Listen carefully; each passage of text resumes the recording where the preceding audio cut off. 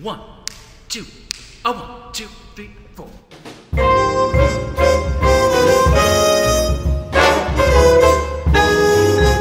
Hello and welcome to this special edition of the Business of Story.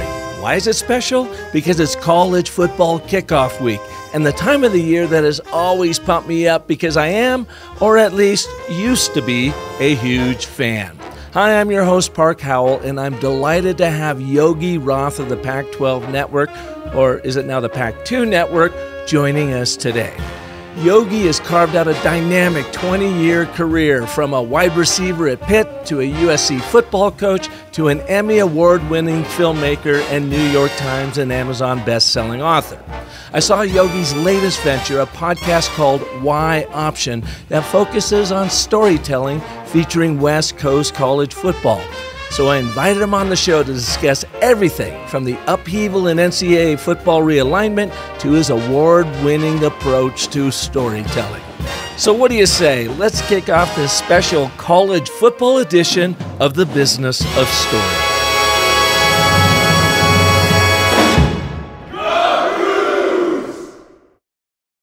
As a Wazoo alum, I'm rather disheartened by what's happened with the Pac-12 and how 10 of its teams sold their souls to other conferences, leaving the Cougs and the Oregon State Beavers in the dust. But Yogi believes there's a real opportunity in the next chapters for each of these programs. We discuss that and his remarkable career as a storyteller on TV, on the silver screen, as an author, and a documentary filmmaker. As a broadcaster, I think about that now.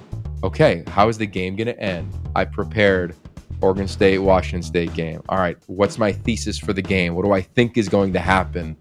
And then I go linearly once the game starts of what is happening in real time. Let me tell this 3.5-hour story. But all of those elements have aided me, but I can't outline. I can't, it's hard. It's really hard. And sometimes you got to do hard things. As a filmmaker, you better. Like if you're making a scripted film, every minute you waste is $1 you waste. You don't have time. Documentary is different. You let it breathe. You find the moments. You try to just capture everything, which probably fits me a little bit more naturally. But a graduate of the University of Pittsburgh, Yogi walked on to the football team as a wide receiver and earned a full athletic scholarship. He transitioned to coaching and joined the USC football staff while earning magna cum laude with a master's degree in communications management at the Annenberg School of Communications and Journalism. He also taught a class titled Storytelling, the internship to Pac-12 student athletes. Yogi co-authored the New York Times bestseller Win Forever with former USC and NFL Seahawks Super Bowl winning coach Pete Carroll. His second book detailed his journey migrating from the East Coast to the West Coast, called From PA to LA. In 2022, Yogi released his third book, 5-Star QB, which was an Amazon bestseller, as well as his first children's book titled Finding Free Fun. As a filmmaker, Yogi recently executive produced and hosted All American Stories on the CW, and has produced or directed multiple documentaries with the Pac-12 Networks, NFL Films, Bleacher Report, and ESPN, including the Emmy-nominated film Keep Climbing, 2013 Elite 11, and the award-winning film Life in a Walk. As a media personality, Yogi has been a host and college football analyst for ESPN, Fox, Pac-12 Networks, and now in 2024, the Big Ten Network. He's also a correspondent for Entertainment Tonight on CBS, beach volleyball on TBS for the last decade, and college football with NBC. I could spend the next 10 minutes citing Yogi's storytelling accomplishments, but instead, I'd rather have you hear from him. So please welcome to the Business of Story, Yogi Roth. Yogi, welcome to the show, man. let's go. Fired up for the Cougs, your background, the polo. You know I'm an honorary Coug, so I'm all in, man.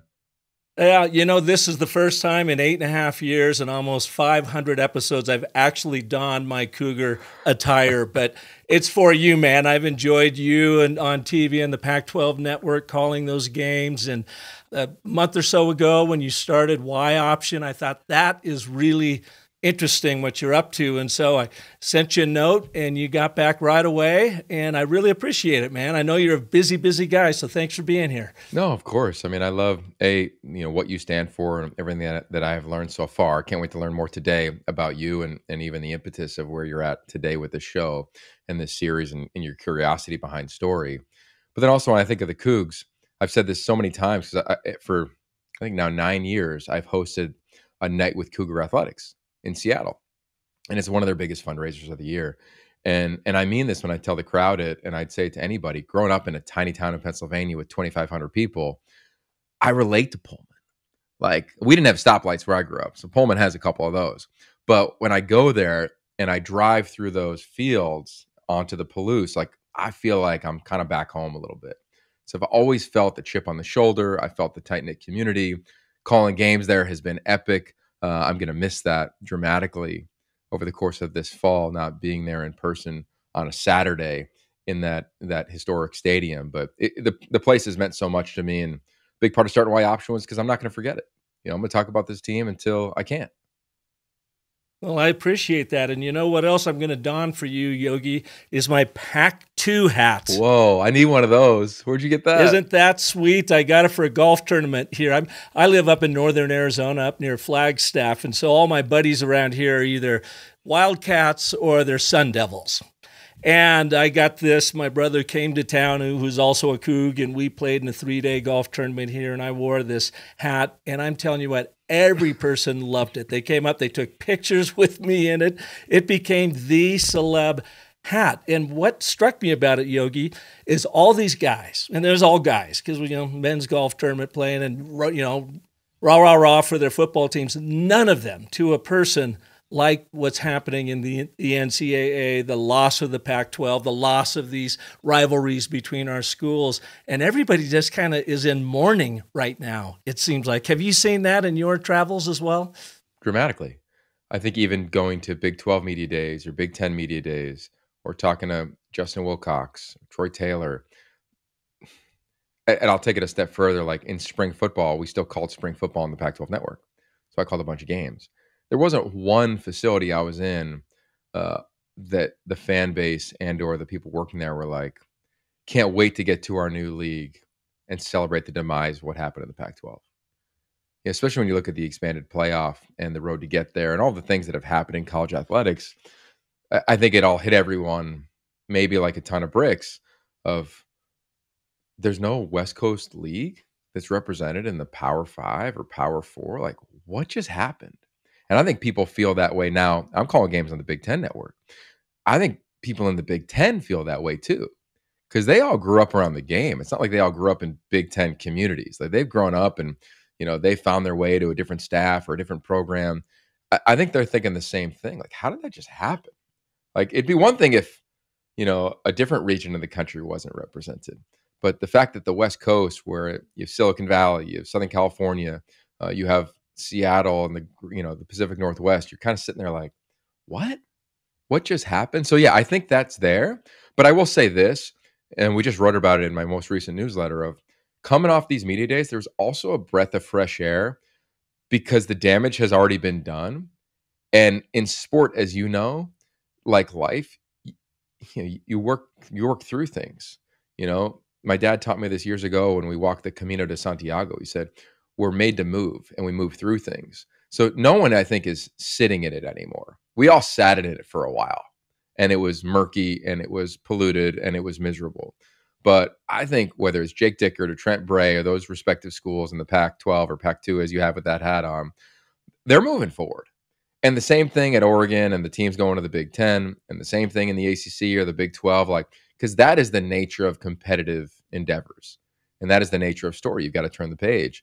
So that felt actually like a breath of fresh air, as I referenced, because 3 years ago it was Texas, Oklahoma ruining the Big 12.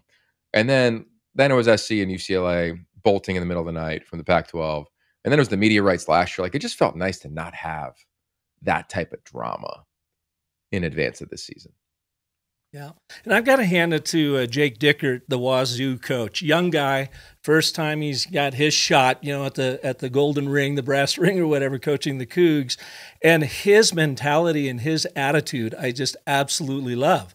It's kind of like, it is what it is, but we're going to go out and play amazing football.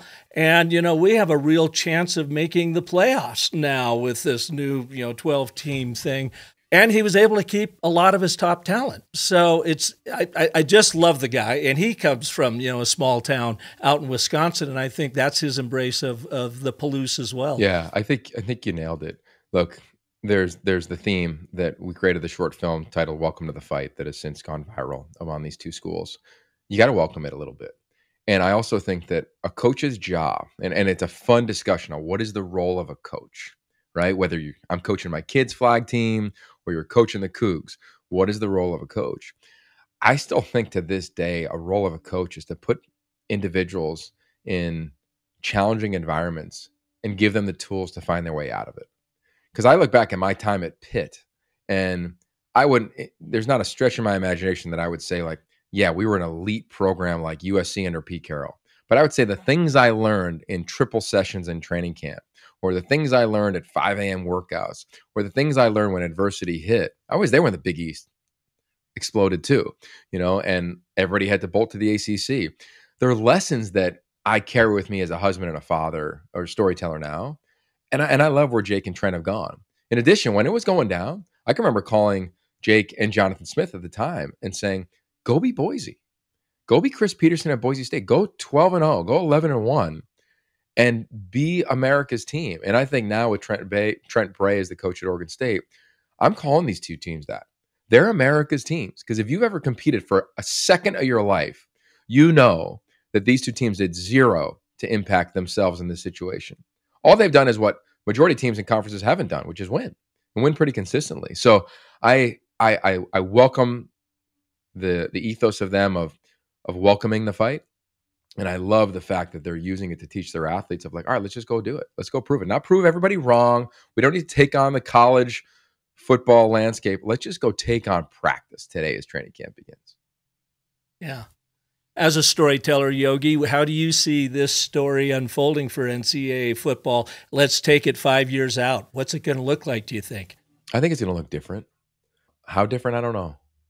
Who's pulling the strings? I don't know. I think the checks and balances are non-existent right now in college sport, right? Look at what happened in the Pac-12, and I'll believe this until I'm no longer able to voice it on a podcast or a show.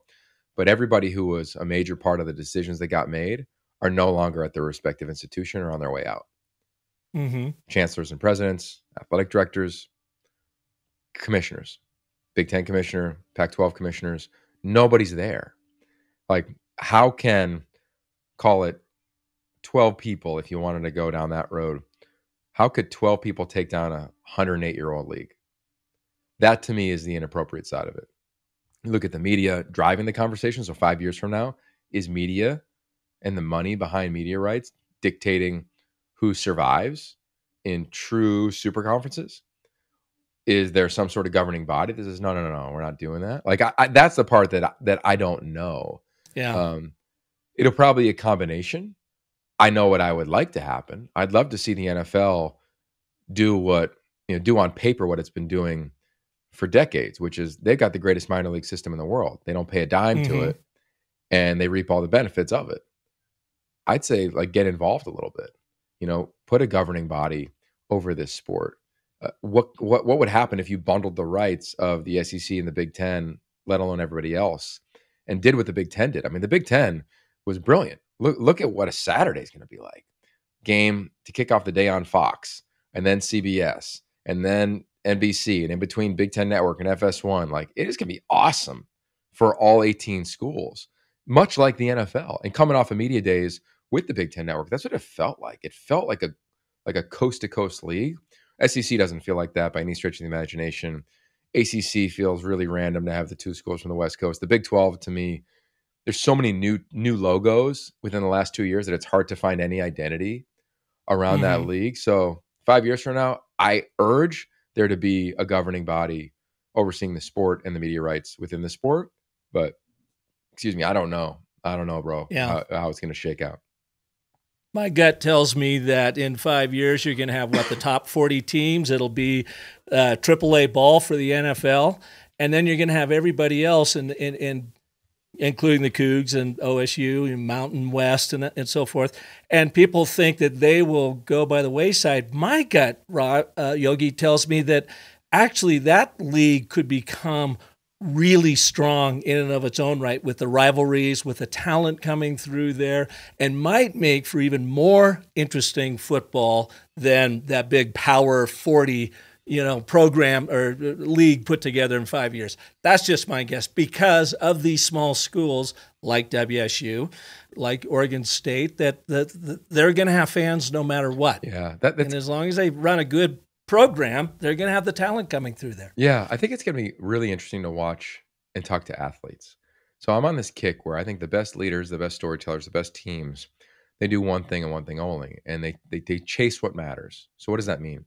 They have clarity around what matters most. Clarity. They state it with confidence, so it's legit.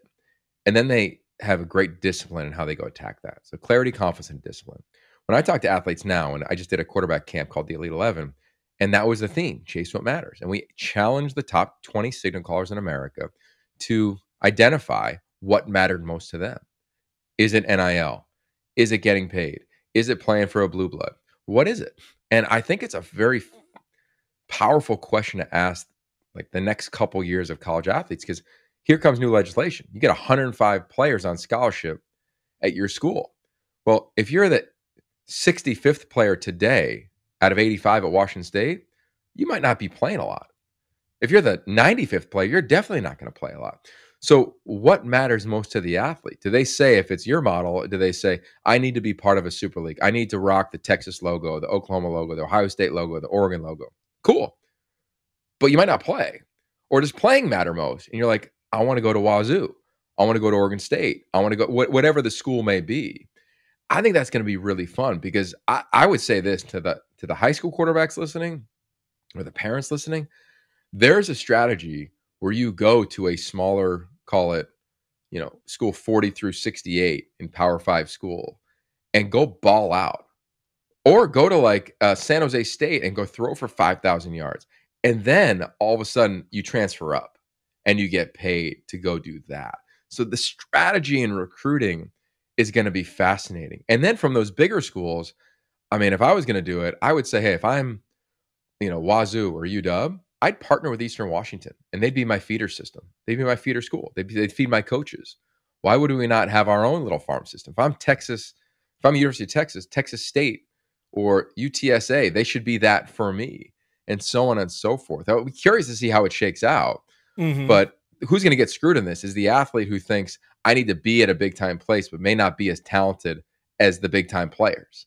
And then they don't have a career. They don't have the lessons learned from being in college football. They might have a couple rings or a fancy Letterman's jacket, but playing is still, I believe, the thing that matters most. Getting on the field and doing what it is that you love.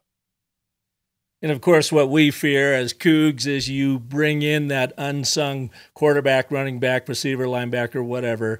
He matures in the first 2 years, and boom, we lose him to NIL, the portal. He's gone. And I mean, we're already there anyways. Do you see that there would ever potentially be employment contracts in place that would really kind of help balance out the portal? That, hey, if you're going to come here, you're going to sign a contract, you got to be here for at least 2 to 3 years. You're an employee of the school. And if you do transfer, we take all of our money back, and you don't get the right to play. I mean, it's like the pros do. Yeah. You are on contract. Yeah, I think that I haven't read all the legislation because I don't care that much to read all the legalese that just came out. But my understanding is that no one wants to be employees, rightfully so. I understand that. I do believe that there's going to be contracts, though.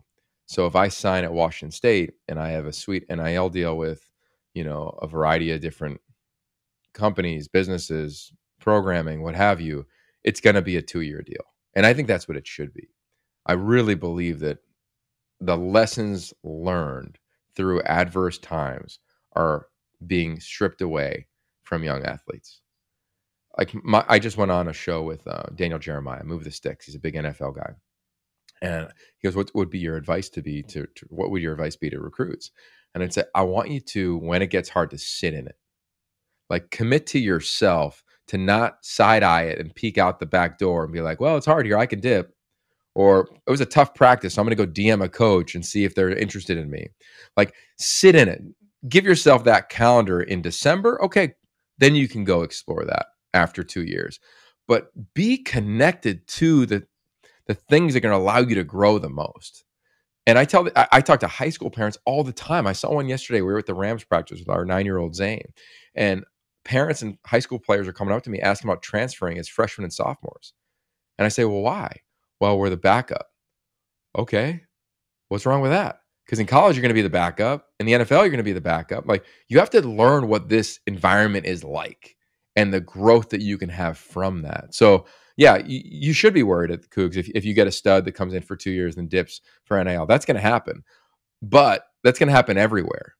In addition, I think that there will be, to answer your question, I think all the collectives that I've connected with, I think we're going to start seeing 2-year contracts, because the amount of money that you're not going to gain will be dramatic. I think payments, you saw this, in my opinion, we saw this at schools where we saw their teams not dip in the bowls. Like, look at Georgia. All their players played in the bowl game after not being in the CFP. I don't know it to be true, but I would imagine that schools like that, where their roster didn't dip out on the bowl game, probably didn't get paid until after the bowl game. And I think that's just going to be the structure of how these things are moving forward. Well, let's talk about your career path, because it sounds like you're really talking from experience. So you grew up in a small town in Pittsburgh and you walked on to Pitt, but then you became a scholarship player.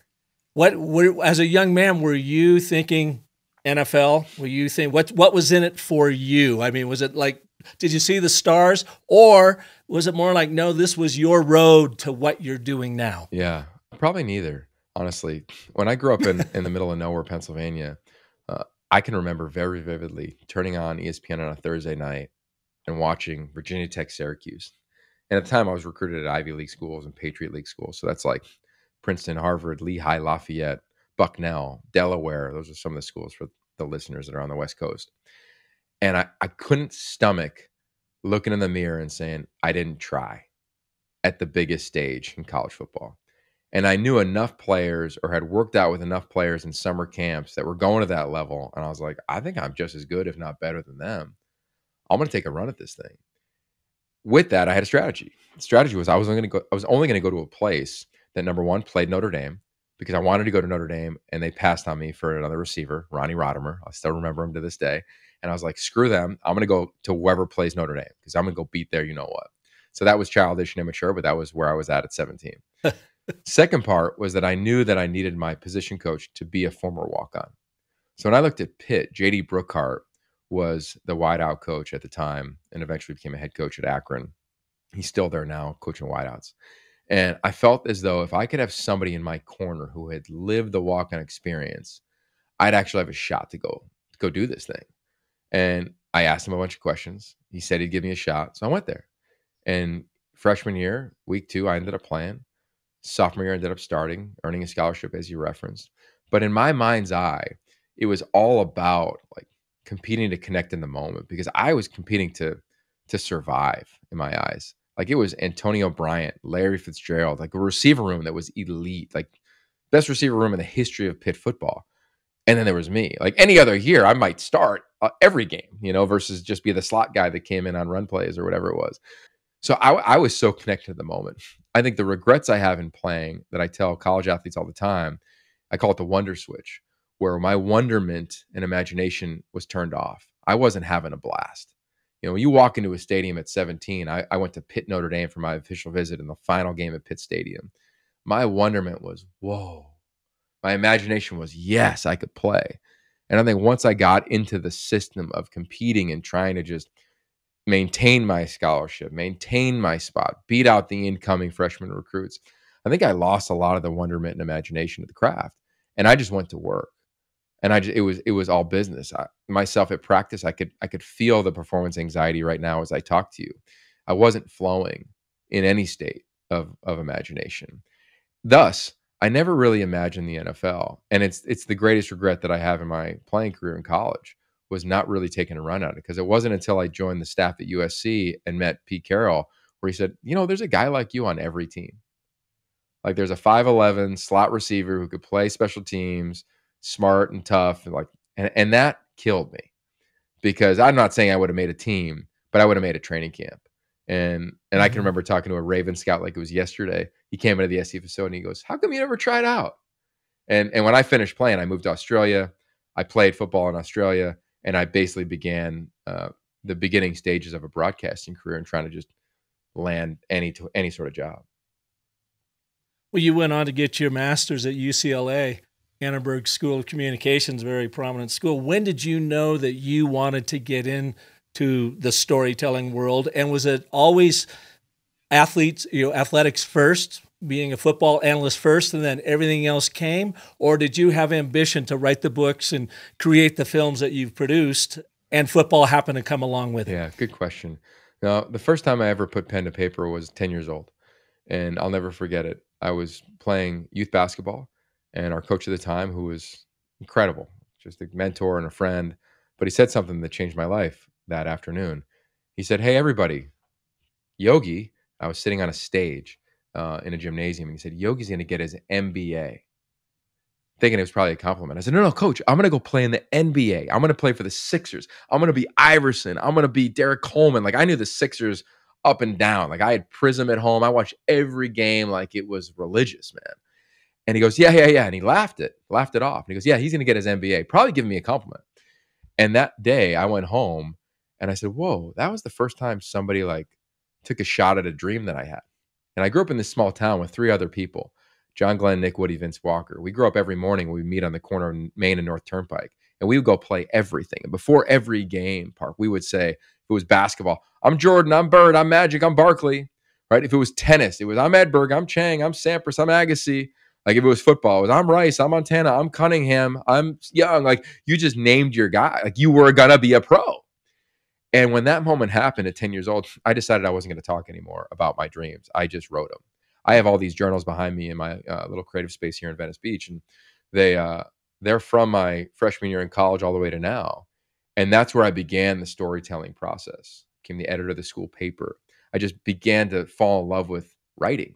I would say now, like the thing I hang my hat on the most is writing. It's why I'm so excited for Y Option.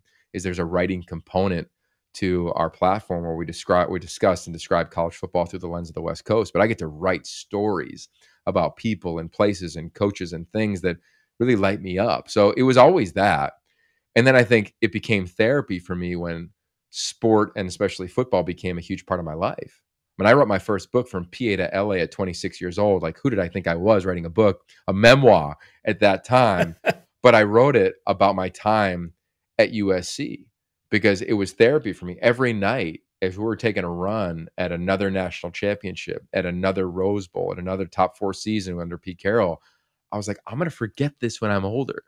So I scribed every night for 10 to 12 minutes. I was sleeping in the office, of course, getting my master's as you referenced, but it was really about just not missing a moment and really being therapeutic. And I'm the same way now. I write my kids a note every day before they go to lunch in their little school backpack. And to me, it's kind of a happy place. So I think I've always done it. Sport became the muse in which story eventually worked its way through. Do you have a particular approach to storytelling that really works for you? I mean, maybe you've tried a number of different ones and then you landed on one that, man, this is Yogi's way. Yeah, that's an awesome question. Oh my gosh. I don't think I've ever been asked that. So thank you for doing that. And I want to hear from you too, like what yours is, because I think we can always learn from different approaches. And I have, right? I've done 20 some films, I've written 4 books. None of them have been the same, whether the editing, the pre-production, the crafting. But for me, what has always been best is simply going. I don't know what it was, but I heard this line years ago in a movie. I don't remember the film, but it was, write the first draft with your heart and the second draft with your head. I wrote Coach Carroll's book over a 3-day span, went forever, ended up being a New York Times bestseller. I just let it flow out of me. I've written the majority of things that I've done. It just kind of comes. So I'm not one to lay out outlines. It's hard for me to do that. Even my most recent book is 600 pages. It's called 5-Star QB. It was a monstrous book. And I tried to lay it out. I tried to be like, all right, chapter 1, Jake Dickert, chapter 3, David Shaw, chapter 5, Lincoln Riley, because they all contributed to the book. Jake was incredible in it. You check it out if you haven't. But I had to just let it flow. I'm a linear thinker. I'm a linear storyteller. That's just who I am. I've learned design thinking, which I'm obsessed with. My wife is a designer. They start the opposite way. They think that my wife was I'll brag on her. She's the first woman to ever design a car for Ford. So they begin that process with the end in mind. This is what the car is going to look like. How do we get there? I can't even imagine that. But as a broadcaster, I think about that now. Okay, how is the game going to end? I prepared Oregon State, Washington State game. All right, what's my thesis for the game? What do I think is going to happen? And then I go linearly once the game starts of what is happening in real time. Let me tell this 3.5-hour story. But all of those elements have aided me. But I can't outline. I can't, it's hard. It's really hard. And sometimes you got to do hard things. As a filmmaker, you better. Like if you're making a scripted film, every minute you waste is $1 you waste. You don't have time. Documentary is different. You let it breathe. You find the moments. You try to just capture everything, which probably fits me a little bit more naturally. But tell me about you, man. How do you do it? Well, my actual storytelling career, I suppose, started when I was a little kid. I think I was in the 2nd grade, and my grandpa and grandma came over to watch the University of Washington Huskies. They were big Husky fans. My uncle played for them for a little bit. We're talking way back in the early 60s.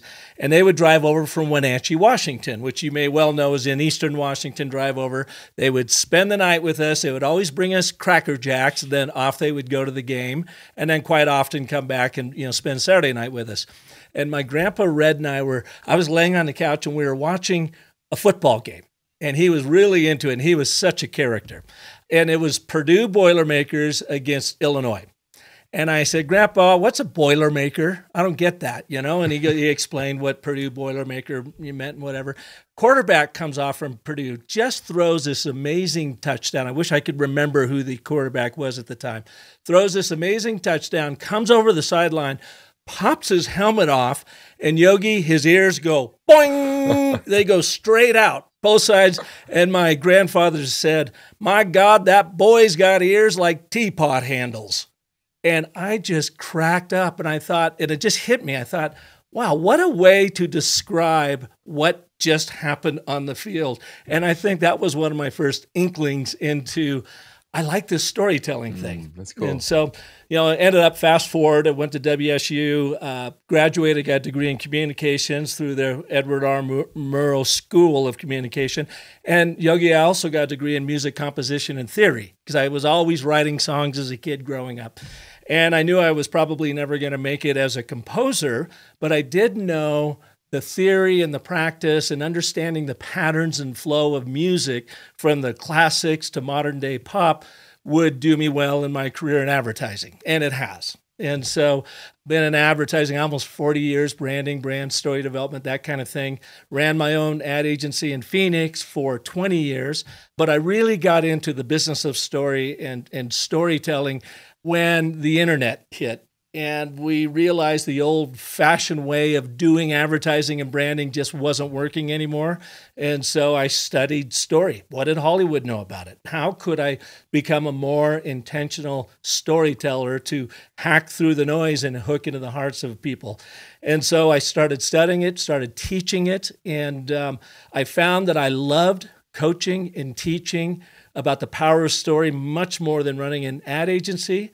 So I pivoted away from my firm in 2016, and this is all I do now. And bringing it full circle, Yogi, I think about studying music composition and theory. Now I study and teach story composition and theory, and they are so interchangeable. It's pretty amazing. That's so cool, man. That's beautiful. What a story, right?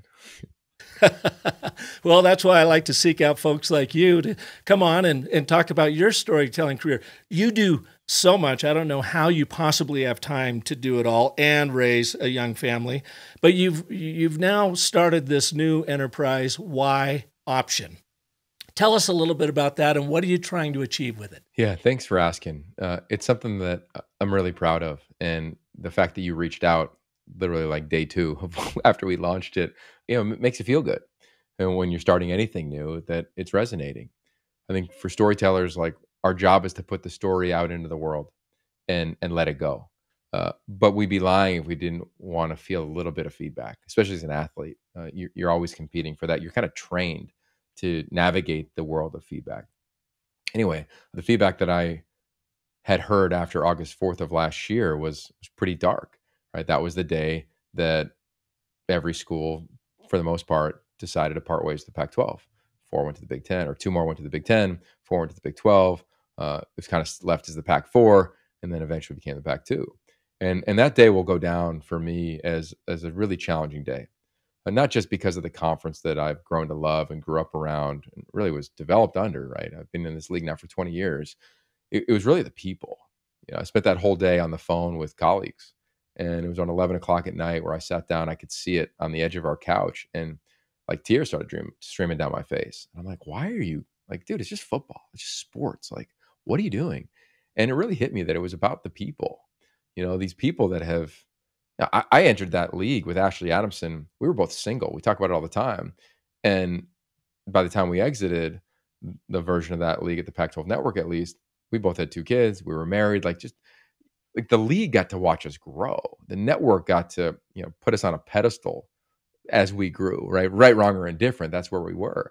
Well, from that moment on, and that following Monday, I talked to Ashley and Ted Robinson, who Coug fans, you're lucky. He's still going to be calling your games. He's a Hall of Famer. He's a way better half than me. I wish I was with him, but he's going to crush it for you. He is a guy who just totally has changed my life. You should have him on this show. Truly changed my life as a husband and a father in ways that I could never have imagined, let alone gave me a PhD in broadcasting. Regardless, we all committed that Monday to not miss a moment of the season, because we knew we also had to lead a group of people that all kind of saw the end of the tunnel. Like, everybody knew it was like senior year. You knew it was going to be over. Difference between that senior year and now is that you probably had bills now. Senior year, where maybe your parents took care of college, or you didn't have responsibilities like a mortgage or your family. So it was heavy, man. It was heavy all year. So all year I went to work and called the games. At the best, most fruitful year of my entire 20-some year career now. But at every stop, I met with ADs, I met with coaches, I met with fans, I met with players, and I kept asking the same question, which is, how and where are you going to tell your story of your team and your athletes? School's going to the Big 12. There's no Big 12 network, as we all know. Nowhere to tell it. Pac-12 network, Pac-2, the two schools that are remaining. How are you going to tell it? I don't know. Two schools in the ACC who reside on the Pacific Coast. How are you going to tell it? The Big 10 schools. There's 18 schools. How are you going to cut through and tell it if you're not a premium playoff caliber team? Like, how are you going to tell the stories of your schools? They all had the same answer, which was, I don't know, outside of our own personal channels. And as you know, as probably someone who subscribes to every Washington State piece of social media content, you're hitting people that already love you. How are you crossing over? So I sat back and I would call now the co-founder of this company, Jim Thornby, every Friday. And I'd say, I think we have something. What do you think of this idea? What do you think of that idea? And we workshopped it the whole season. And we were at the national championship game, and it kind of hit both of us like, I think this could be real. And where we netted out was, we're going to create a platform that discusses thoughtfully college football through the lens of the West Coast. We came upon the name because West Coast offense to me is like the foundation of all good offenses.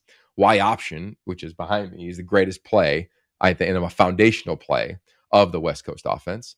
All of the schools I referenced were looking for options. I was as well. And my name's Yogi. So I say, yeah, we're calling it Y option. This is what we're going to do. And we're going to create thoughtful dialogue around college football through the lens of the West. And we are going to bring on coaches, athletes, analysts, personalities to talk about this sport and drive the discussion from this part of the country. Because all too often, it's driven from the Northeast or the Midwest or the SEC. And I'm over that, man. And often that discussion is screaming. And I would hope that every fan of, Wazoo that's enjoyed, me covering your teams, I hope they would say, like, Yogi's thoughtful. And I think there's space for that. So we created a production company, a media company. Our first offering is Y Option.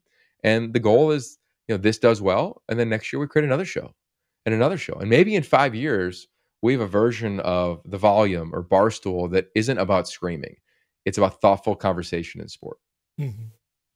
So you saw a vacuum then on the West Coast where the schools just didn't have a platform like the Pac-12 network that will go by the way of the bison, and you are creating that platform for them. I'm trying. I mean, I think Yeah. platform is easy to create. I know what we have, which is trust. And that to me is something that I work my tail off to create, excuse me. But like from athletic departments to fans on this part of the country, like I've had to and wanted to work really hard to gain their trust. So when I come on and I'm critical, you trust it. And when I'm hyping you up, you trust it. It's not just hype all day long. And I think that was always a fine line, when you work for a conference owned network, like, and every coach would tell me, we need you to tell the truth when we struggle, because it's only going to give you more credibility when you go on Colin Cowherd's show or you go on a big time podcast like yours. Like, it's only going to help us. And I always took a lot of credence to that. So it wasn't just the platform. It was more of like, there's white space, 100%.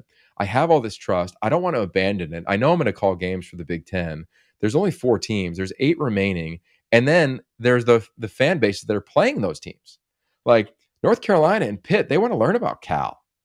They don't know much about them, right? You'd say the same thing for the 2 schools in the Pac-12 remaining. Most of their opponents aren't dramatically well versed. Like, think Texas Tech knows a thing about Washington State. They know Mike Leach, right? Like, they don't know much Hmm. other than that. They know Graham Harrell was on the staff there. They don't know much other than that. Central Florida doesn't. Their fan base doesn't know a lot about Utah. They play them in the final game of the regular season. I think Michigan, Ohio State fans are curious. What's Oregon like? What's UW like? So I wanted to be that hopefully trustworthy voice and platform along with Substack, where we can write, we can do interviews, we do social media, of course, but can provide something that people can lean into that's got credibility. How often are you producing, publishing your shows? Yeah, I would say, pending the day of the week, I might say too often or not often enough. But no, we're doing a bunch of stuff, which is really fun. Right now, we're doing 3 days a week. So Sunday is really a really fun day because that's kind of the long form written piece that I get to do every week. And then Tuesday and Thursday is going to be a conversation with somebody. We just had Miller Moss on, the quarterback at USC. We had Dylan Gabriel on, the quarterback at Oregon. We're going to have Pete Carroll on in a matter of a week and a half or so. So that'll be fun. And as we get into the season, it'll be relatively the same cadence: Sunday, Monday, and then Thursday, as I think I will do it. And where can people find It's you? pretty easy. You just go to yoption.com. It's a really fun platform. I'd even say that to fellow storytellers listening to this.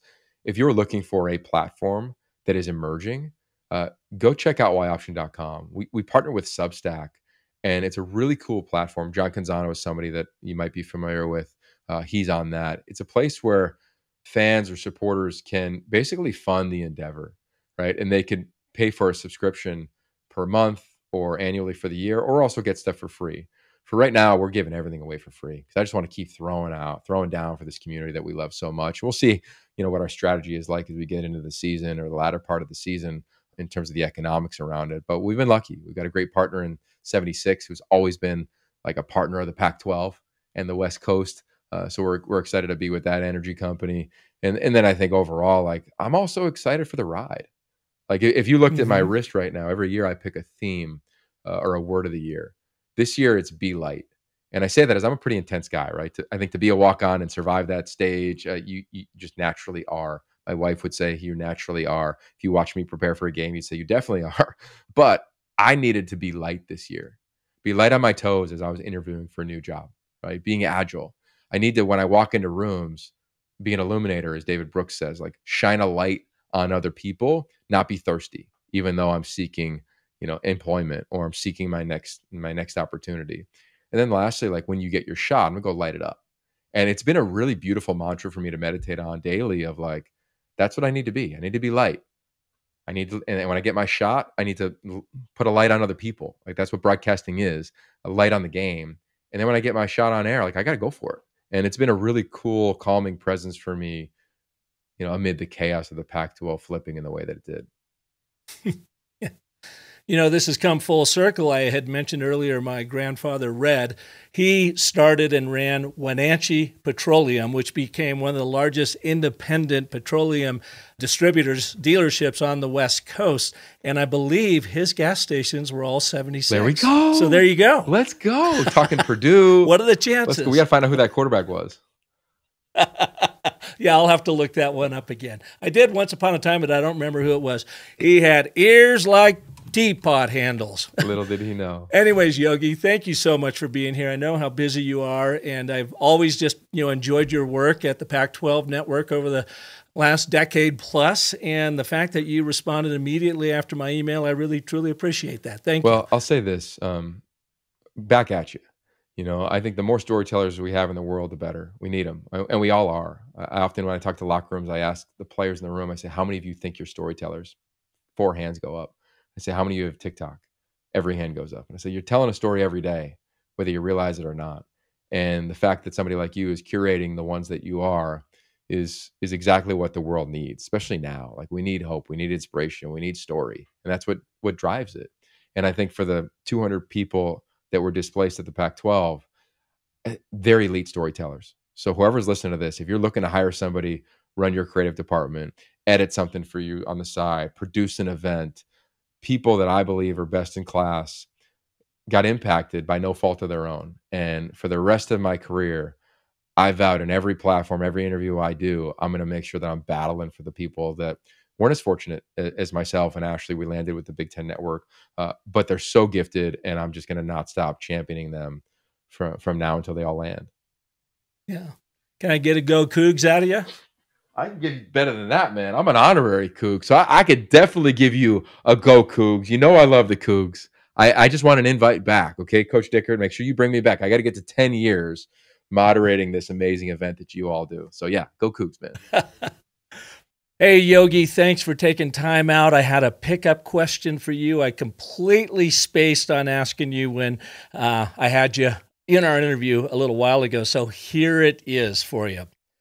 Since 2003, Old Crimson, the Cougar flag, has been waving in over 300 episodes of ESPN Game Day.